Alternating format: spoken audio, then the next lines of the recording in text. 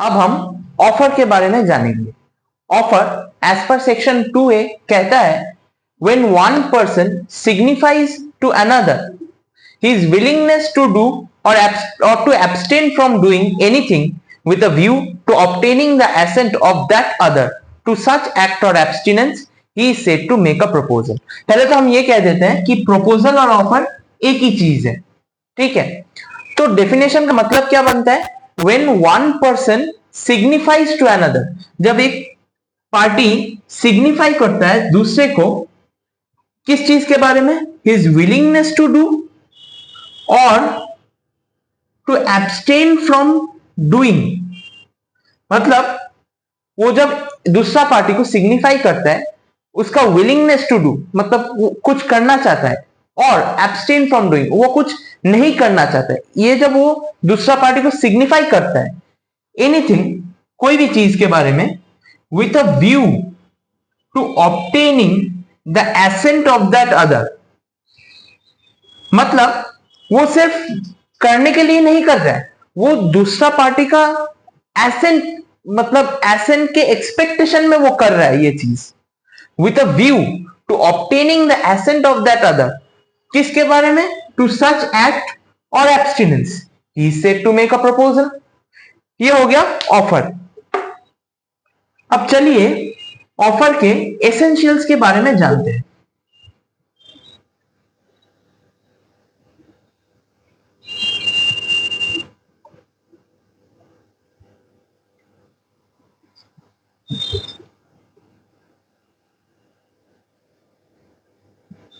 Offer के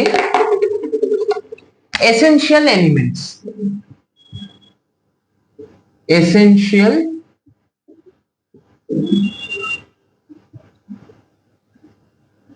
elements, इनके बारे में जानते हैं। पहला कहता है टू क्रिएट लीगल रिलेशनशिप या फिर टू क्रिएट लीगल रिलेशन, मतलब ऑफर किया ही जाता है एक लीगल रिलेशन में, वो खुद और दूसरा पार्टी को बाइंड करेगा, इसीलिए ऑफर किया जाता है टू क्रिएट लीगल रिलेशनशिप। दूसरा कहता है सर्टेन डेफिनिट एंड नॉट वेग, मतलब जो ऑफर होगा वो तो पहला सर्टेन होना जरूरी है, दूसरा डेफिनिट होना भी जरूरी है और वेग नहीं होना चाहिए। ऑफर सर्टेन होगा, डेफिनिट होगा पर वेग नहीं होगा, ठीक है। तीसरा पॉइंट है communicated to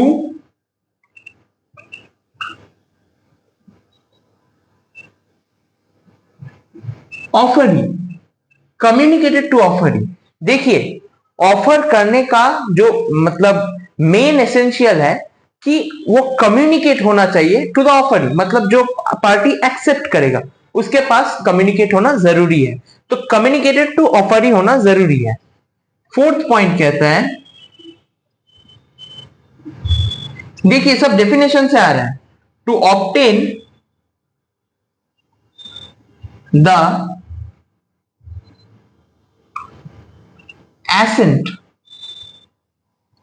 of other party, to obtain the assent of other party, मतलब एक आदमी जो ऑफर कर रहा है वो with an expectation to obtain the assent of the other party, ठीक है। फिफ्थ कहता है कंडीशनल,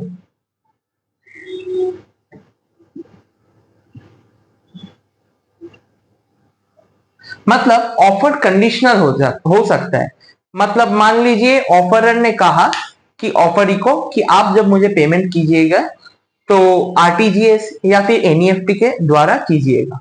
तो offer he must do that, otherwise वो ऑफर इनवैलिड हो जाता है। अगर ऑफर ही करता है तभी वो ऑफर वैलिड रहता है। तो ऑफर कंडीशनल भी हो सकता है। सिक्स्थ कहता है जनरल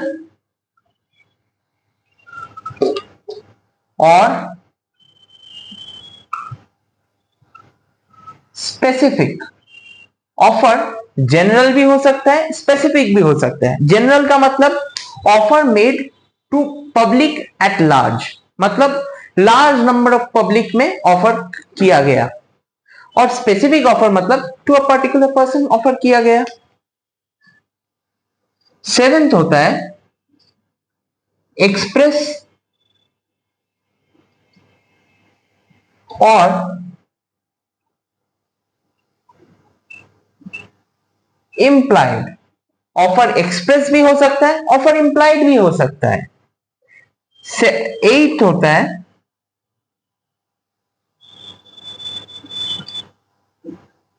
अच्छा, एट को हम ऊपर लिखेंगे।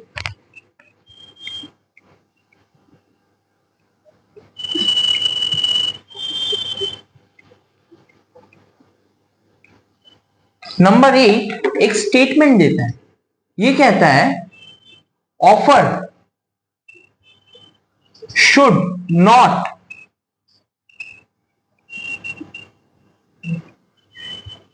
कंटेन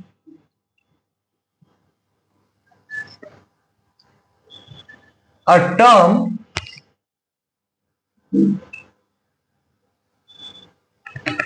the non-compliance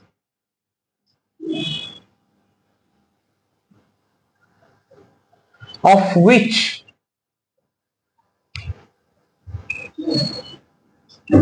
would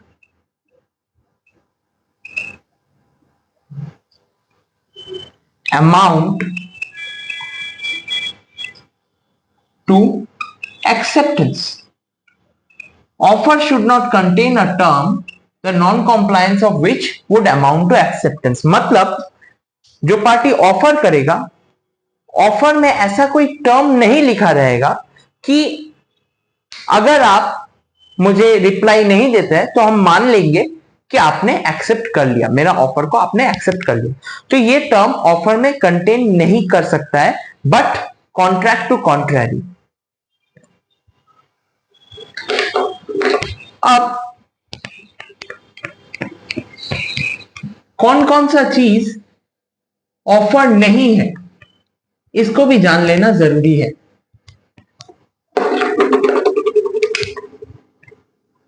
मतलब not an offer,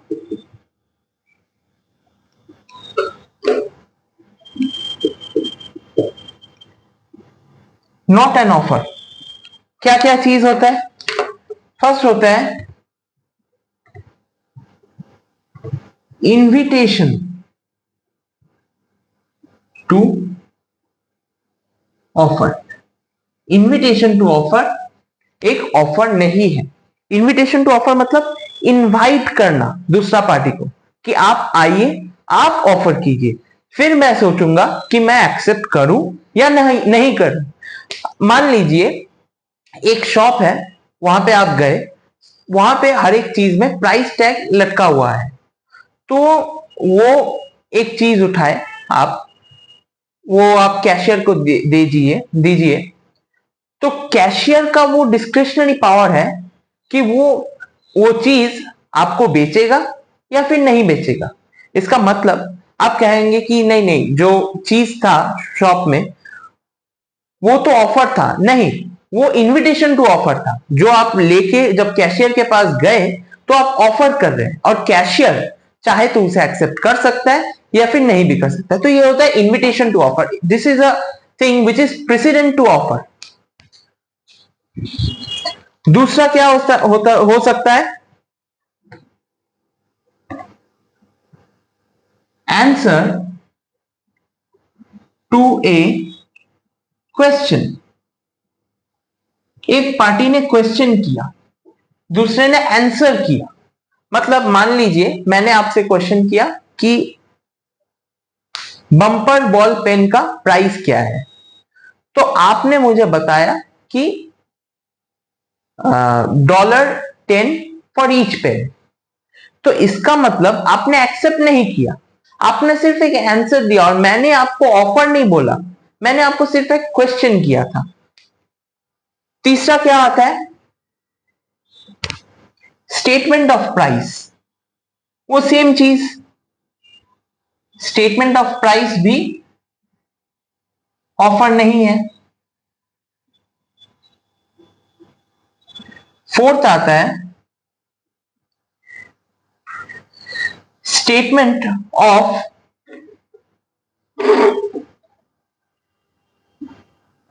intention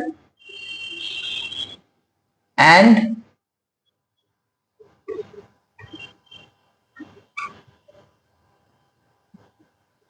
announcement.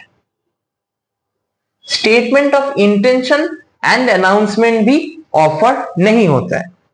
तो ये हमने जान लिया which are the things that are not offer, not an offer. अब हम लोग जानेंगे ऑफर के टाइप्स के बारे में।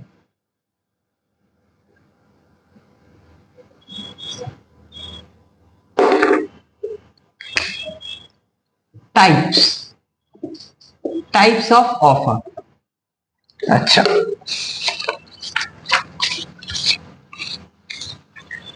इसमें 5 टाइप है।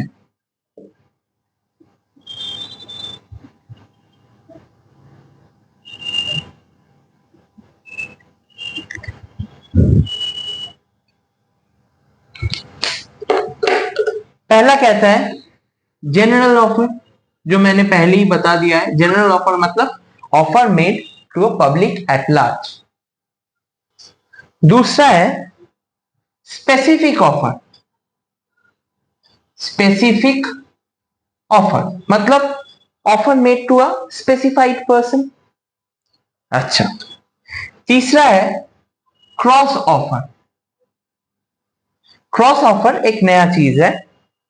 क्रॉस ऑफर कहता है कि मान लीजिए जो ऑफरर था उसने कहा, मतलब मान लीजिए मिस्टर ए ऑफरर था और मिस्टर बी एक पर्सन था जो एक्सेप्ट करेगा। मिस्टर ए अब मिस्टर बी को कहता है कि मैं आपको मेरा मारुति कार सेल करूंगा for such and such price. और at the same time mister B क्या करता है, वो भी एक ऑफर करता है मिस्टर ए को कि मैं आपका मारुति कार खरीदना चाहता हूं for such and such price.